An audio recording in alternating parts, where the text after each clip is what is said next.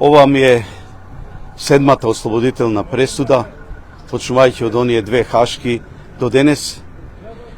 Во меѓувреме имавме неколку осудителни пресуди кои се завршија со ослободителни пресуди и од денес, па се надевам натака, во мојот живот сум можеби единствениот човек на овие балкански простори кој помина 11 години што во домашните, што во меѓународните затвори и од секаде излегов како победник, верувајќи во правдата и во вистината.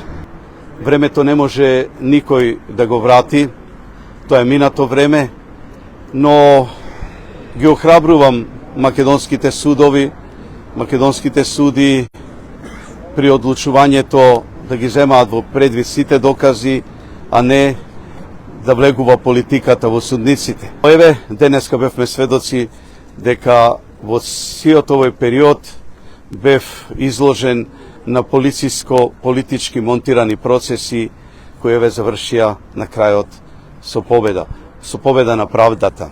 И така ја доживувам оваа победа.